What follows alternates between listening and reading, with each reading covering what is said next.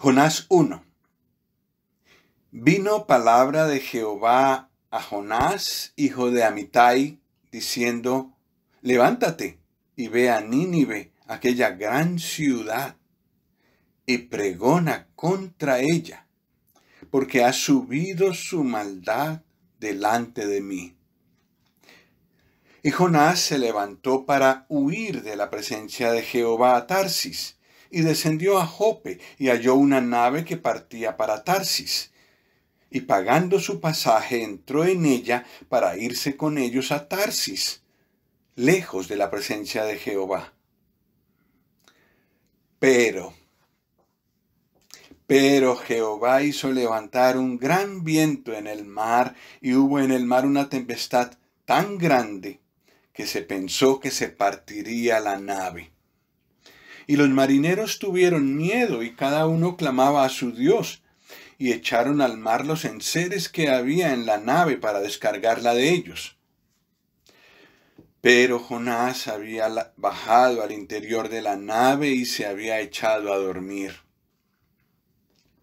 Y el patrón de la nave se le acercó y le dijo: ¿Qué tienes, dormilón? Levántate y clama a tu Dios. Quizá Él tendrá compasión de nosotros y no pereceremos. Y dijeron cada uno a su compañero: Venid y echemos suertes para que sepamos por causa de quién nos ha venido este mal. Y echaron suertes, y la suerte cayó sobre Jonás. Entonces le dijeron ellos: Decláranos ahora por qué nos ha venido este mal. ¿Qué oficio tienes y de dónde vienes? ¿Cuál es tu tierra y de qué pueblo eres? Y él les respondió: Soy hebreo, y temo a Jehová, Dios de los cielos, que hizo el mar y la tierra. Y aquellos hombres temieron sobremanera y le dijeron: ¿Por qué has hecho esto? Porque ellos sabían que huía de la presencia de Jehová, pues él se lo había declarado.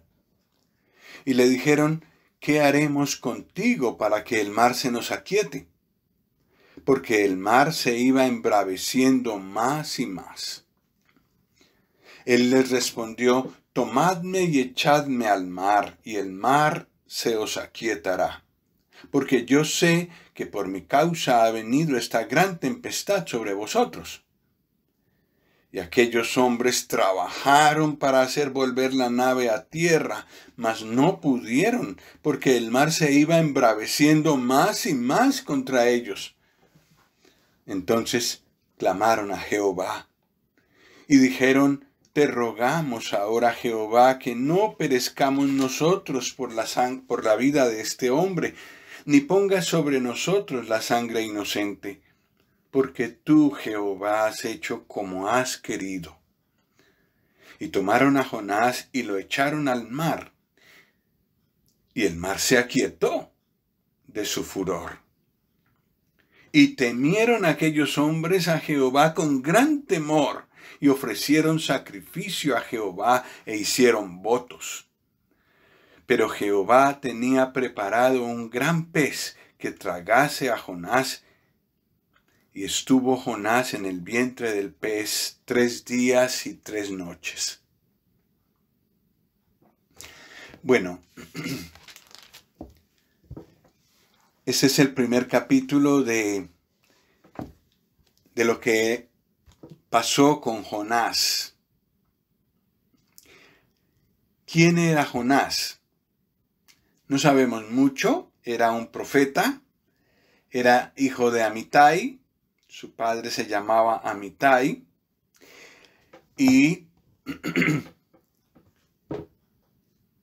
cuando vivió este profeta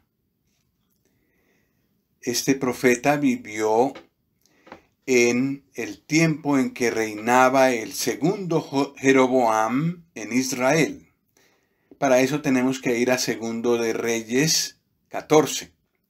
Y vamos a mirar ahí algunos detalles porque nos ayuda un poco a ver de qué era el pueblo que rodeaba a Jonás. Es interesante el tiempo en el que vivió Jonás. Segundo de Reyes 14. En el versículo 23 dice: el año 15 de Amasías, hijo de Joás, rey de Judá, comenzó a reinar Jeroboam, hijo de Joás, sobre Israel en Samaria, y reinó 41 años. E hizo lo malo ante los ojos de Jehová, y no se apartó de todos los pecados de Jeroboam, hijo de Nabat, el que hizo pecar a Israel. Él restauró los límites de Israel desde la entrada de Hamat hasta el mar de Arabá, conforme a la palabra de Jehová, Dios de Israel, la cual él había hablado por su siervo Jonás, hijo de Amitai, profeta que fue de Gat-Hefer. Porque Jehová miró la muy amarga aflicción de Israel, que no había siervo ni libre, ni quien diese ayuda a Israel. Y Jehová no había determinado raer el nombre de Israel de debajo del cielo. Por tanto los salvó por mano de Jeroboam, hijo de Joás. Los demás hechos de Jeroboam y todo lo que hizo y su valentía y todas las guerras que hizo y cómo restituyó al dominio de Israel a Damasco y Hamat, que habían pertenecido a Judá, ¿no está escrito en el libro de las crónicas de los reyes de Israel? Jeroboam, el segundo Jeroboam, no el primero, el que se separó de Roboam, el hijo de Salomón, sino el segundo. Él reinó durante 41 años en Israel, que tenía como capital a Samaria. Y ese tiempo, el tiempo que reinó Jeroboam, fue como el tiempo de oro, como en los años de oro de Israel, el reino del norte.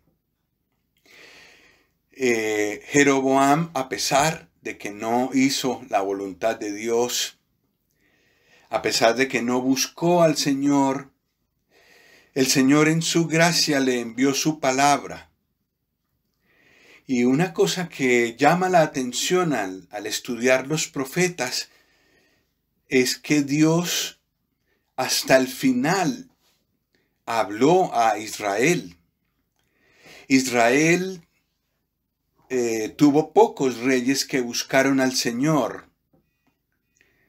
Sí, muy pocos, 1 o 2. Pero sin embargo el Señor no los dejó sin su palabra. Y tampoco los dejó sin su bendición. Jeroboam hizo lo malo ante los ojos del Señor, pero todavía el mal no había llegado a su colmo y el Señor todavía no los había castigado con el cautiverio. Esto vino unos años después, unos 50 años después, pero el Señor tuvo en su paciencia y en su gracia, mandó varios profetas a Israel, y uno fue Jonás. En este tiempo de Jeroboam, Jeroboam fue valiente, y a pesar de no buscar al Señor de corazón, el Señor lo bendijo y pudo conquistar, o más bien reconquistar, recuperar ciudades que habían perdido los reyes que hubo antes que él. Y hizo guerras, y el reino de Israel conoció mucha prosperidad en este tiempo, a pesar de estar lejos del Señor. Aquí tenemos una primera lección. En el tiempo actual también hay mucha desobediencia en general al Señor y a su palabra. Y aún entre los cristianos se han metido muchas cosas que no están en la palabra. hay mucha desobediencia, hay búsqueda de personajes más que de la palabra. Sin embargo, yo estoy seguro que el Señor envía su palabra y habla a los suyos que están en muchos lugares, que se reúnen en muchos lugares donde el Señor no tiene el primer lugar, donde no se hace todo lo que Él quiere. Sin embargo, su gracia dura hasta hoy y hasta el final. Hasta el momento del arrebatamiento, el Señor seguirá hablando, como pasó con el reino de Israel y como pasó con el reino de Judá, que aunque tardó más tiempo y aunque hubo más reyes que buscaron la voluntad de Dios, sin embargo también conoció tiempos de mucha debilidad, de mucha desobediencia y de idolatría. Pero el Señor en todo tiempo mandó a sus mensajeros. Uno de los mensajeros que Él envió en tiempo de oscuridad fue Jonás. Y Jonás habla en el capítulo 2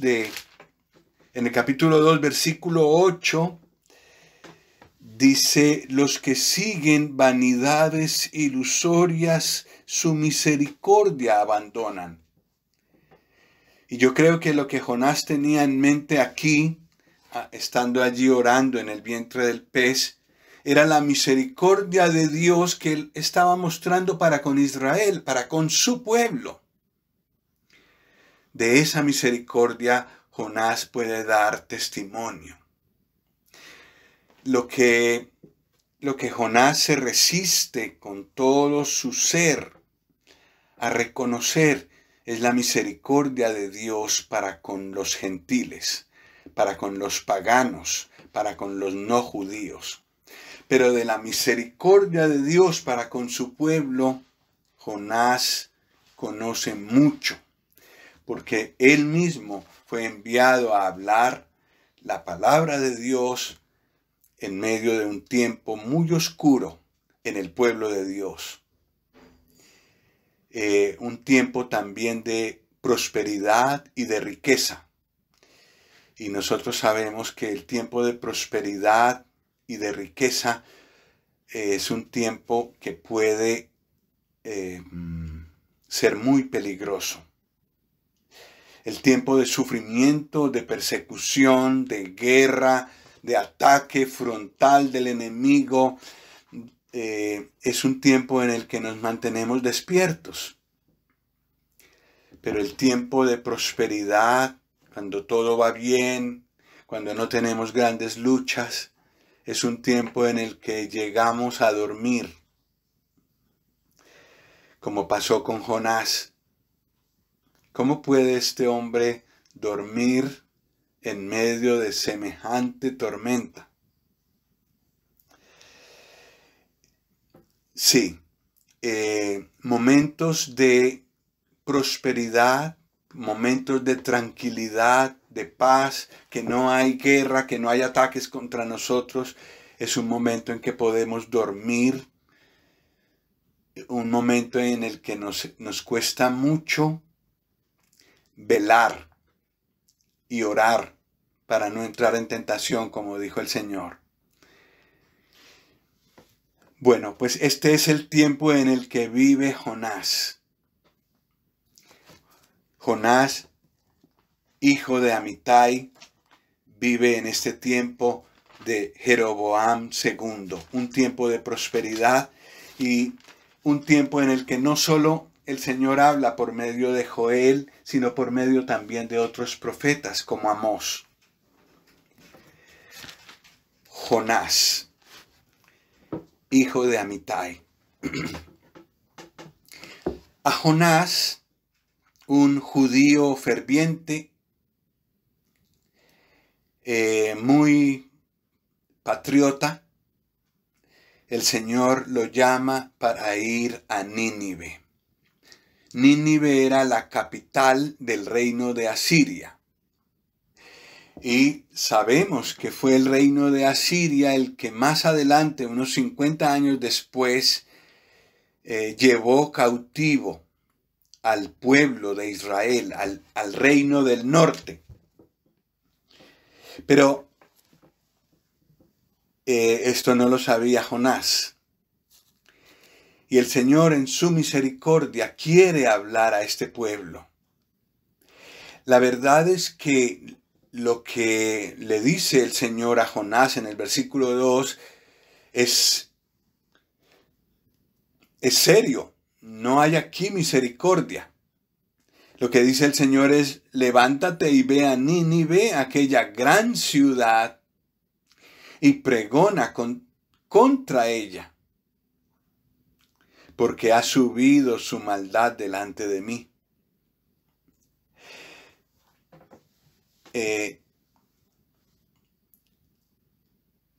Lo que tenía que hacer Jonás armonizaba con lo que él tenía en su corazón. Él veía que pertenecía a la nación escogida y, bueno, podía ir a Nínive, una nación pagana, y pregonar contra ella, advertirle de que el juicio de Dios venía contra el mal. Esto es muy interesante. Para Jonás, que conocía al Señor, esto guardaba un segundo mensaje, y es el que él muestra en el capítulo 4. Dice en el versículo 2, oró a Jehová Jonás y dijo: ahora, oh Jehová, ¿no es esto lo que yo decía estando aún en mi tierra? Por eso me apresuré a huir a Tarsis, porque sabía yo que tú eres Dios clemente y piadoso, tardo en enojarte y de grande misericordia, y que te arrepientes del mal. Jonás está enojado al pronunciar esta oración. Cuando el Señor le dijo: pregona contra Nínive, él entendió que había detrás de eso un mensaje de misericordia para con Nínive. Era una advertencia, porque el juicio de Dios todavía no iba a venir. Y en el tiempo en el que el Señor les daba esta advertencia, ellos podían arrepentirse. Y hay una cosa muy fuerte, digamos así, que puede inclinar el corazón de Dios siempre, y es el arrepentimiento y la conversión. Y eso era lo que se temía Jonás que ocurriera. Les voy y les digo que el Señor los va a destruir, y lo que me temo es que eso les va a servir para arrepentirse. ¿Y qué toca el corazón de Dios más de una persona o de un pueblo que el arrepentimiento y la conversión? El arrepentimiento y la conversión inclinan la misericordia de Dios, el corazón de Dios, y Él perdona. Eso era lo que se temía Jonás. Sí. Y bueno, para nosotros es fácil señalar a Jonás. Oye, Jonás, qué egoísta tú. Perteneces al pueblo escogido y no quieres la misericordia del que está perdido. Pero ¿no es verdad que cuando señalamos a Jonás con un dedo, estamos señalándonos a nosotros con tres?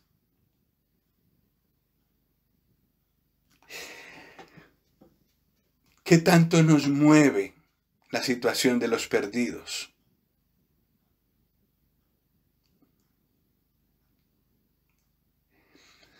El Señor no es indiferente al pecado que se está haciendo en este mundo.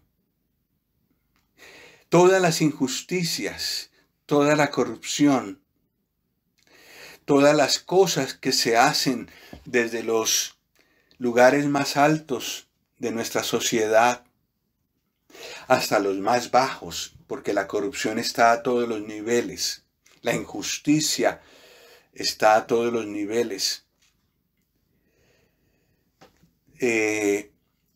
Está tocando el corazón de Dios y está acumulando para este mundo y para cada persona que comete pecado juicio e ira. Nos lo dice la Escritura. Y no es cierto que a veces somos como Jonás, que no es que no queramos que las personas se arrepientan. Tal vez en eso hay una diferencia con Jonás. Pero nos importa poco. Al fin y al cabo ellos se lo buscaron. Y si las personas han escuchado algo del Evangelio y han resistido al llamado del Señor, pues mira, yo ya salvé mi responsabilidad. Ellos se lo buscaron. El juicio viene sobre ellos y lo tienen más que ganado. En cierta manera, somos como Jonás, porque estamos seguros en la mano del Señor y nos importa poco los que no están en la mano del Señor, los que están lejos de Él, los que están acumulando pecado tras pecado en la presencia de Dios y están atrayendo más y más juicio sobre ellos. Y no solo individuos, naciones. Naciones. Las naciones que luchan, se oponen y persiguen a los cristianos. Están acumulando delante de Dios ira. Y las naciones que no persiguen a los creyentes, les permiten reunirse con toda libertad, pero hacen caso omiso de las advertencias de Dios. ¿Qué les espera? Necesitamos que el Señor en su gracia toque nuestros corazones para ir a ese mundo a anunciarles que el juicio viene, que hay un momento en el que Dios cobrará toda injusticia de todo ser humano, aunque esa persona diga que Dios no existe, o aunque esa persona diga que la Biblia no es la verdad o no es la única verdad. Dios está tomando nota de lo que cada hombre hace y cada persona, cada vez que de alguna manera Dios le llama, ya sea por su conciencia o por la palabra, y responde que no, está acumulando juicio sobre sí. ¿Quién tendrá misericordia de ellos? Para orar con compasión y hasta con lágrimas por el estado de ellos. Y para que en su misericordia Dios toque sus corazones o los rodee de alguna manera con su palabra, de tal manera que puedan conocer su estado y conocer el remedio de Dios en el Señor Jesucristo. Pues, hermanos, cuando nos acordemos de Jonás, que yo creo que de Jonás hablamos mucho, acordémonos de un ser indiferente para con la perdición de los impíos. Y acordémonos que nosotros tenemos esa tendencia. Y pidamos al Señor su gracia para orar por los perdidos que conocemos y para ponernos en sus manos para que Él nos lleve a hablar de su misericordia a esas personas. Y bueno, también del juicio. Hay un evangelio que el Señor quiere que prediquemos, pero también conocemos por Apocalipsis que el juicio viene sobre este mundo. Y que hay un momento en que la maldad de este mundo alcanzará el trono de Dios. Y en ese momento el juicio empezará. Y pienso que el arrebatamiento será el primer gran toque de Dios para con este mundo, para juicio. Porque las personas que escucharon el Evangelio y se resistieron, ya no podrán, el arrebatamiento significará para ellos que ya no podrán creer. Nos lo dice muy claro 2 Tesalonicenses 2. Dios se encargará de que crean a la mentira. Entonces el primer gran toque para con los que rechazaron el Evangelio del Señor Jesucristo será el arrebatamiento. Cuando vean que sus familiares desaparecen y ellos están todavía en esta tierra. Y aunque quieran creer, no podrán. Pues que el Señor nos conceda la visión de la perdición de los impíos, para que ahora que todavía hay tiempo podamos orar, podamos hablar, podamos estimular a otros que vayan a hablar del Señor. Que el Señor nos guarde de ser como Jonás.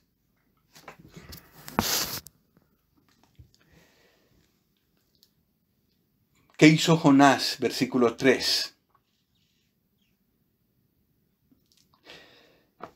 Se levantó para desobedecer. Se levantó para huir de la presencia de Jehová a Tarsis. El significado de Tarsis es destrucción, según lo que he leído. Destrucción. Lejos de la presencia del Señor hay destrucción.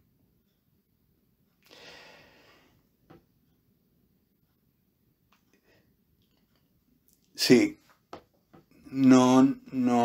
tal vez no todos hemos pensado en eso, en huir de la presencia del Señor. Los hay que sí. Conocí a una hermana que quería hacer su voluntad en cuanto a buscarse un novio. Y entonces dijo, hermano, cuando hablamos con ella, con mi esposa, lo que nos dijo es, hermano, lo primero que yo hice fue irme lejos del Señor, ya no volver a orar, ya no volver a reunirme, no volver a tener contacto con creyentes, irme lejos de la presencia del Señor. Yo ya pensaba que yo no podía hacer lo que quería hacer permaneciendo en la presencia del Señor. No suele ocurrir eso. No he visto a otra persona pronunciando estas palabras. Pero nos puede pasar que queramos evadir la presencia del Señor. Lo que hay al final de ese camino es destrucción. Tarsis. Allá se fue Jonás. Prefirió irse en esa dirección que permanecer en la presencia del Señor. En el caso de Jonás, porque era misericordioso y bueno y se arrepiente del mal cuando una persona se convierte. En el caso nuestro, quizá para hacer nuestra propia voluntad. Jonás se levanta para huir de la presencia del Señor a Tarsis. Pero no solo hace eso, sino que desciende. Si estoy bien, él habita en las montañas del centro de Israel y desciende a Jope. desciende. Deja al Señor que está en las alturas y desciende a Jope. Y a ver si encontré lo que significa Jope, significa placentero. Y sí, a veces por la búsqueda del placer nos alejamos de la presencia del Señor. Jonás desciende y no para de descender. Desciende a Jope y después desciende al interior de la nave, versículo 5, y se echa a dormir. Desciende, desciende. Y en el capítulo 2 lo vemos descendiendo más. Versículo 6. A ver si hay otro lugar. Bueno, en el versículo 6, en todo caso, dice, descendí a los cimientos de los montes. La tierra echó sus cerrojos sobre mí para siempre. Sí, creo que hay otro lugar más donde se ve a Jonás descendiendo. Todo el camino que nos lleve lejos de la presencia del Señor es un camino de descenso. Y el final es destrucción. Jonás desciende y va a Jope y allí allí halla una nave, estoy leyendo el versículo 3, halla una nave que parte para Tarsis. Y pagando su pasaje, entró en ella para irse con ellos a Tarsis, en todo caso, lejos de la presencia de Jehová.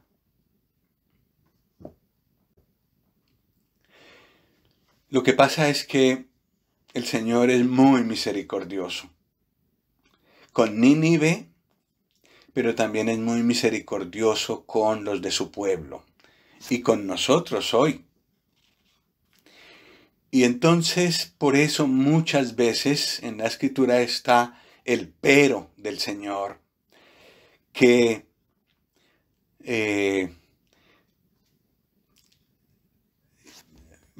sale a nuestro encuentro para evitar que sigamos alejándonos de Él. Y en este caso, el Señor viene al encuentro de Jonás con un pero. Pero Jehová hizo levantar un gran viento en el mar, y hubo en el mar una tempestad tan grande que se pensó que se partiría la nave. El Señor va a usar aún esa actitud de rebeldía de Jonás para lograr enseñarle una gran lección a él y lograr enseñarnos una gran lección a nosotros. Y no solo a nosotros, a todos los judíos a partir de Jonás. Hay una gran lección que él les tiene que enseñar y por eso manda esta tempestad tan grande. En el versículo 5, los marineros tuvieron miedo y cada uno clamaba a su Dios. Eso quiere decir que pertenecían a muchas naciones y cada nación tenía su Dios. Al mirar alrededor de Israel vemos que había pocos dioses repetidos. Cada nación tiene su Dios y de varias de esas naciones venían los marineros. Y entonces cada uno clamaba a su Dios, buscó su rincón en el barco y clamó a su Dios. Sacó sus ídolos de por allá de donde los tenían, tal vez de su maleta, tal vez algún libro sagrado de su religión, y buscó a su Dios. Pero no hubo respuesta. Echaron al mar todos los enseres, todo lo que les sobraba para que la nave se hiciera más liviana. quizás eso ayudaría en la solución, pero no. Vemos más adelante que eso no pasó.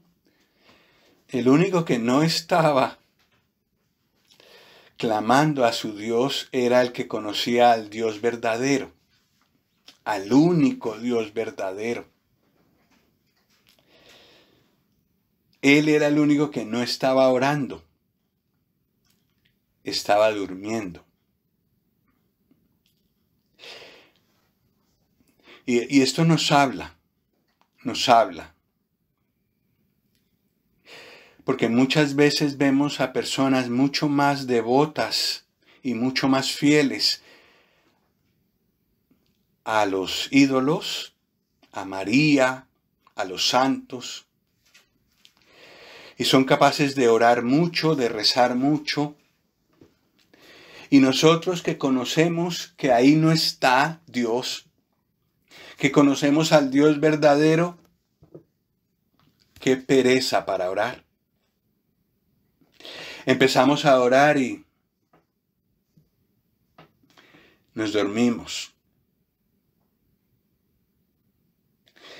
El Señor Jesús dijo a sus discípulos allá en Getsemaní, en un momento en el que había que velar, en un momento en el que Él sostenía una gran lucha, les dijo a sus discípulos que lo habían acompañado, orad, velad, no durmáis, velad y orad para que no entréis en tentación. Si hubieran hecho eso, a lo menos el Señor hubiera tenido compañeros en ese momento en el que Él agonizaba en oración, en la presencia de Dios, cuando la cruz se acercaba. Pero los discípulos estaban durmiendo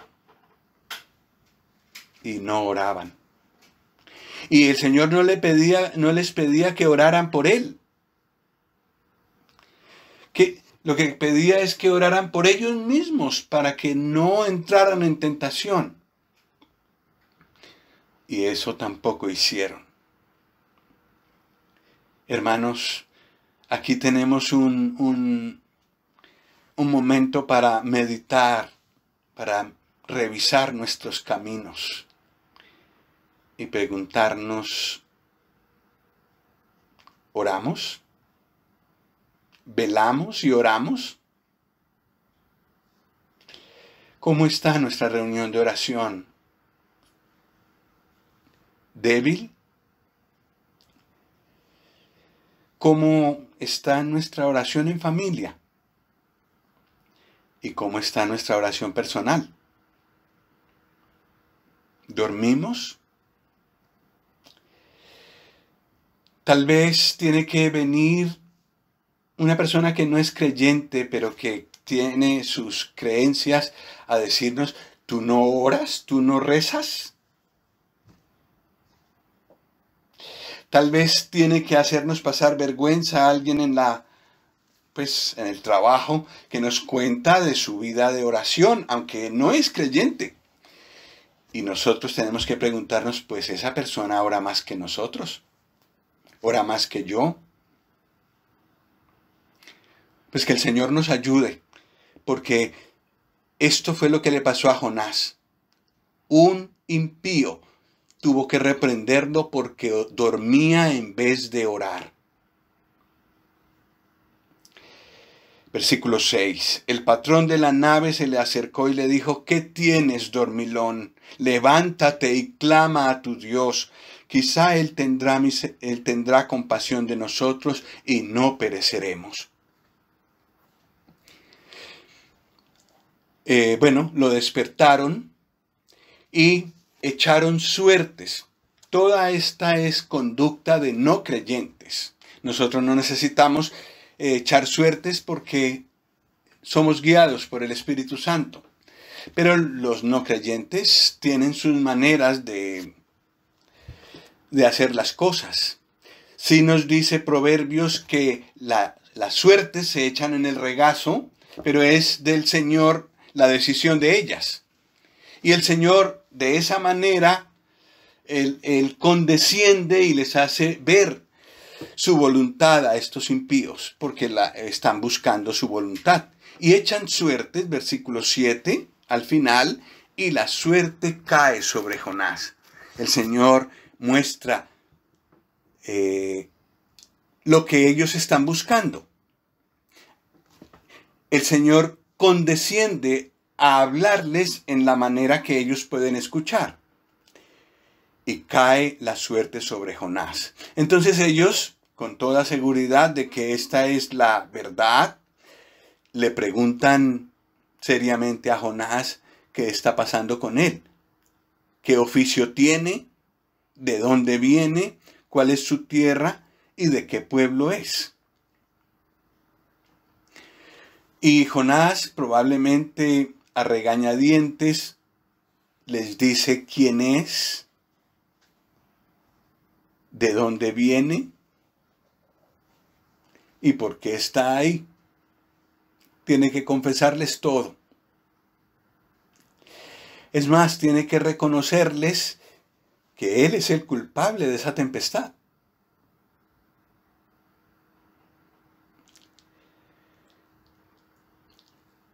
Tiene que reconocer delante de ellos su pecado. Y eso es grave.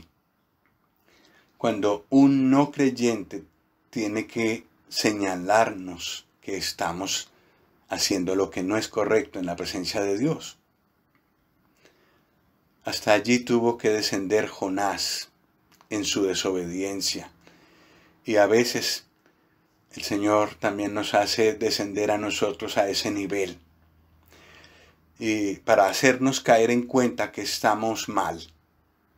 Es su gracia que nos busca aún cuando estamos lejos. Bueno, los marineros le dicen a Jonás, ¿qué haremos contigo para que el mar se nos aquiete? Porque el mar se iba embraveciendo más y más. Cada uno había rogado a su Dios, clamado a su Dios, pero la situación se ponía más terrible cada vez. El versículo 13 vuelve a decirlo. Al final, el mar se iba embraveciendo más y más contra ellos. No, esos dioses no podían hacer nada. Esos dioses son nada. Solo hay un Dios, el Dios verdadero, al que seguía Jonás. Solo Él puede tener una solución para ellos. ¿Qué haremos para que el mar se nos aquiete? El Señor le hace sentir a Jonás cuál es la respuesta. Lo que tiene que pasar es que arrojen a Jonás al mar, así como está embravecido. Dice el versículo 12, tomadme y echadme al mar, y el mar se os aquietará. Porque yo sé que por mi causa ha venido esta gran tempestad sobre vosotros. Él tiene que caer en el mar para que estos marineros sean salvos. Impresionante la figura que encontramos aquí. Por su desobediencia, Jonás tiene que ser lanzado al mar para que el mar se aquiete. Pero recordamos a otra persona que tuvo que ser lanzado al mar de la ira de Dios para que muchos fueran salvos. Y en este acto de ser echado Jonás al mar, vemos una figura de lo que pasó con el Señor Jesús en la cruz. No por su desobediencia, fue por la nuestra. Que Él tuvo que conocer todas las ondas y las olas de la ira de Dios sobre Él. de tal manera que para nosotros hubiera paz. Para nosotros el mar se aquietara. Pudiéramos tener paz con Dios y paz en nuestro corazón, una paz que nos inunda. Pues los marineros, al ser confrontados con esta palabra de Jonás, no quieren hacerlo. Y aquellos hombres, dice el versículo 13, trabajaron para hacer volver la nave a tierra, mas no pudieron, porque el mar se iba embraveciendo más y más contra ellos. Entonces les queda solo una alternativa: buscar al Dios de Jonás. Jonás de ninguna manera les predicó el evangelio ni les dijo que él era el único Dios verdadero, que se acogieran a él, porque en ningún otro Dios hay salvación. Pero ellos, estos marineros, se convirtieron a Dios, aún con lo poco que conocieron de Jonás y de la manera como llegaron a conocer a Dios. Y en el versículo 14, por primera vez claman al Señor, al Dios verdadero, y le dicen: te rogamos ahora, Jehová, que no perezcamos nosotros por la vida de este hombre, ni pongas sobre nosotros la sangre inocente. Porque tú, Jehová, tú, el Dios verdadero, has hecho como has querido. Y después de esta oración, su primera oración al Dios verdadero, echan a Jonás al mar. ¿Cómo les dolió este hecho? Pero lo hicieron. ¿Y qué sucedió? Lo que Jonás dijo. El mar se aquietó. ¿Quién es el Dios verdadero? Aquel a quien ellos estaban clamando, a quien cada uno de ellos estaba clamando, y tal vez al que le habían hecho algún altar. No. Y aquí quedó muy claro. Hay un Dios que habló y cumplió su palabra. Hay un Dios que habló aún por medio de un profeta desobediente y cumplió su palabra. Él es el Dios verdadero. Entonces lo que ellos hacen después, versículo 16, temieron aquellos hombres a Jehová con gran temor y ofrecieron sacrificio a Jehová e hicieron votos. Esto es conversión. En vez de ofrecer sacrificios a los dioses que ellos tenían, ahora ofrecen a Dios sacrificios. ¿Cómo lo hicieron? ¿Qué tanto Jonás les pudo transmitir de esto? No lo sabemos. Pero con la poca luz que ellos habían recibido, son fieles y se convierten. Y Jonás aprende la primera gran lección de su vida. Personas de las naciones paganas, personas alejadas de todas las promesas de Dios, reciben salvación. Reciben posibilidad de perdón y reciben la posibilidad de conversión.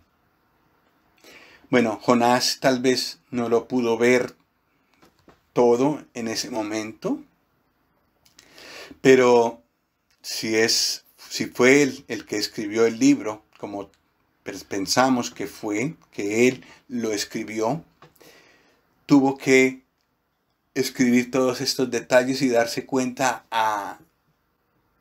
esto es lo que el Señor quería transmitirme. Y no solo a mí, sino a todos los que como yo estaban confiados en ser del pueblo escogido de Dios y miraban con indiferencia y hasta con superioridad a los demás. Pero el Señor el Señor es muy misericordioso y desde el principio, aún desde la elección de Abraham, tenía a todas las naciones delante de sus ojos y en su corazón. Aún en el tiempo en el que escogió a una nación aparte, el pueblo de Israel siempre pensó a través de Israel que él fuera conocido a todas las naciones. Israel no hizo eso, pero era la intención de Dios. Gracias a Dios que aparte de este siervo y fiel que fue Israel para llevar a cabo este propósito, Dios levantó a otro siervo que sí lo hizo. Y es la razón por la que ahora podemos reunirnos en España, en Colombia y en otras muchas naciones gentiles. Porque el Señor Jesús vino y murió por judíos y por gentiles. Y ahora a su nombre se elevan, no solamente en hebreo, el idioma de Israel, sino en castellano, en francés, en italiano, y aún en muchas lenguas indígenas se elevan alabanzas a su nombre. Maravilloso lo que el Señor Jesús alcanzó. Y como todavía no se ha terminado el tiempo de la gracia, y todavía hay muchos pueblos por alcanzar, y todavía hay creyentes deseosos de cumplir el llamado de Dios e ir a pueblos que no conocen su palabra, seguramente muchos otros pueblos, naciones y lenguas se añadirán a las que hoy cada domingo alaban al Señor por su misericordia, por su verdad, por su sacrificio en la cruz. Por supuesto, no todo esto lo tenía Jonás en su mente cuando desobedeció y cuando le ocurrió todo esto del capítulo 1. Pero en el corazón de Dios sí estaba. Dios lo mandó a Nínive, pero no solo a Siria, la nación cuya capital era Nínive, estaba en el propósito de Dios, sino todas las demás naciones. Bueno, dijimos que en este hecho de que Jonás fuera lanzado al mar, hay una figura del Señor Jesús. Él tomó el lugar del juicio en nuestro lugar, en lugar del pecador, en lugar del desobediente. Pero el Señor Jesús nos aclaró que lo que ocurrió con Jonás a partir de aquí también era una figura de lo que pasó con él. En el versículo 17 dice, pero Jehová tenía preparado un gran pez que tragase a Jonás. Y estuvo Jonás en el vientre del pez 3 días y 3 noches. Y el Señor Jesús dijo en Mateo 12, miremoslo un momento, aunque es muy conocido, miremoslo una vez más. En Mateo capítulo 12, versículo 38.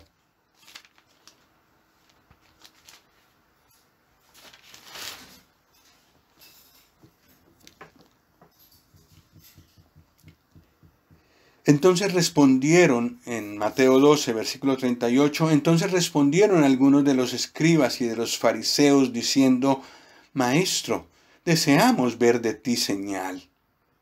Él respondió y les dijo, la generación mala y adúltera demanda señal, pero señal no le será dada, sino la señal del profeta Jonás. Porque como estuvo Jonás en el vientre del gran pez 3 días y 3 noches, así estará el Hijo del Hombre en el corazón de la tierra 3 días y 3 noches. Los hombres de Nínive se levantarán en el juicio con esta generación y la condenarán, porque ellos se arrepintieron a la predicación de Jonás, y he aquí más que Jonás en este lugar.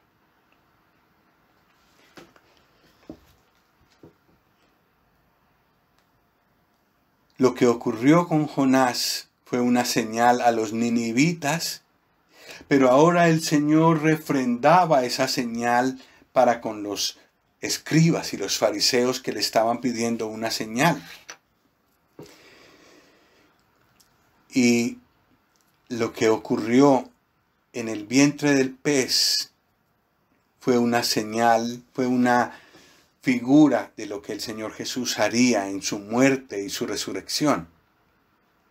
Y efectivamente hay algunos detalles de la oración de Jonás en el vientre del pez que nos hacen pensar en la experiencia de la muerte, bueno, primero de los padecimientos, después de la muerte y después de la resurrección del Señor Jesús.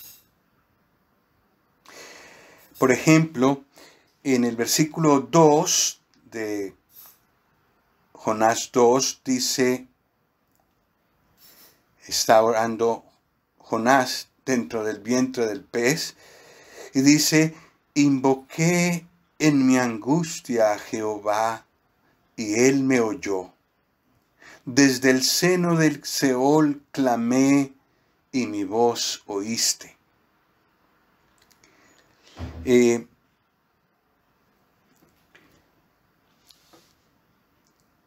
el tiempo en el que el Señor padeció colgado en la cruz, Él estaba orando. Se avecinaba la muerte. Y aunque el Señor no fue oído en el momento, sí dice Hebreos que Él fue oído a causa de su temor reverente. Y Él fue liberado de la muerte. Dios le oyó. No en ese momento, pero sí lo oyó su clamor. Luego en el versículo 3 nos dice, me echaste a lo profundo en medio de los mares y me rodeó la corriente. Todas tus ondas y tus olas pasaron sobre mí. Hay un salmo, el Salmo 42, versículo 7, que dice lo mismo. Y muchos hermanos están de acuerdo que es una profecía de lo que el Señor Jesús sufrió en la cruz cuando estaba siendo cargado con nuestros pecados. Todas las olas de la ira de Dios, las olas vengadoras, como dice uno de nuestros himnos, pasaron sobre él. La ira de Dios, toda la ira que merecían nuestros pecados, pasó sobre él. Nada le fue ahorrado. Todo el sufrimiento que nosotros merecíamos, Él lo cargó. Y otra porción profética de Lamentaciones 1:12 dice, ¿no os conmueve a los que pasáis por el camino? Mirad y ved si hay dolor como mi dolor que me ha venido, porque Jehová me ha angustiado en el día de su ardiente furor. Nada del castigo que nosotros merecíamos le fue ahorrado al Señor Jesús. Todas tus ondas y tus olas pasaron sobre mí. El versículo 5 dice, las aguas me rodearon hasta el alma, rodeóme el abismo, el alga se enredó a mi cabeza. El Salmo 69 se pronuncia de esta manera. El Salmo 69, versículos 1 y 2, que también proféticamente hablan del Señor Jesús, de sus profundidades. las profundidades a las que Él llegó por causa de nosotros. Y finalmente en el versículo 6 dice, descendí a los cimientos de los montes. La tierra echó sus cerrojos sobre mí para siempre. Mas tú sacaste mi vida de la sepultura, oh Jehová, Dios mío. El Señor Jesús entró en la muerte y fue sepultado. Fue sepultado. Y estuvo allí en el vientre de la tierra, por así decirlo, 3 días y 3 noches. Pero de allí fue sacado. Dios sacó su cuerpo de la sepultura. Jonás habla de que verá el santo templo, verá su santo templo. Jonás confiaba de alguna manera en que saldría de allí y podría ver de nuevo a Dios. Si él murió o no murió, no nos lo dice la Escritura y se puede conjeturar mucho sobre eso. Pero el Señor Jesús sí murió, pero resucitó. Resucitó. Salió de la tumba. Dios lo sacó de la sepultura. Y mediante la resurrección, Dios dio testimonio de que el Señor Jesús es el Hijo de Dios y de que su obra realizada en la cruz fue satisfactoria para la justicia de Dios. Entonces, de esta manera, la experiencia de Jonás o la señal de Jonás es también nos habla a nosotros, también es una señal para nosotros, para los fariseos, para los que estaban escuchando al Señor en ese momento, para los que hemos leído desde entonces lo que quedó escrito allí en Mateo. Sí, esta experiencia de Jonás nos habla a nosotros y habla a cada persona que quiere ser libre de sus pecados, que quiere gustar la misericordia de Dios, que quiere gustar la salvación de Dios, para que usted, que no ha creído en el Señor Jesús y que se enfrenta a la ira de Dios por los pecados que usted ha hecho, para que usted no tuviera que pasar por eso, Dios envió al Señor Jesús y Él entró en la muerte cargando sus pecados. Si usted cree eso y usted se arrepiente, la muerte del Señor Jesús valdrá para usted. La resurrección del Señor Jesús, la nueva vida, la vida eterna, tendrá validez para usted. Y tal como el Señor Jesús resucitó de los muertos y nunca volverá a morir, así cada uno de los que se ha arrepentido y ha puesto su fe en el Señor Jesús no morirá. Quizás va al sepulcro, quizás no necesariamente, quizás va al sepulcro, pero será resucitado de allí cuando el Señor venga, será arrebatado juntamente con Él y nunca más volverá a morir. Pues estos dos primeros capítulos de Jonás ya nos traen un mensaje impresionante de la misericordia de Dios para con cualquier pecador, sea del pueblo de Dios como Jonás, sea creyente para hablar en nuestros tiempos, o aunque no sea creyente. La obra del Señor Jesús es válida para cada persona que se acoge a ella. La misericordia del Señor que Jonás ha gustado, que cada creyente gusta una y otra vez a lo largo de todo su caminar, esa misma misericordia puede salvar a cualquier pecador, por lejos que esté, por equivocado que haya estado durante toda su vida. Y la invitación una vez más es para acogerse a esa misericordia.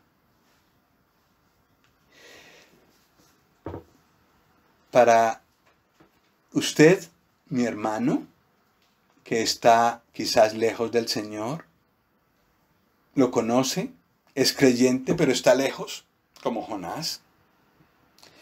Su misericordia lo llama, porque lejos de su presencia solo hay destrucción. Y para usted que no es creyente, tal vez ha conocido, ha oído del camino del Señor muchas veces, pero se ha resistido. ¿Ha acumulado sobre usted ira?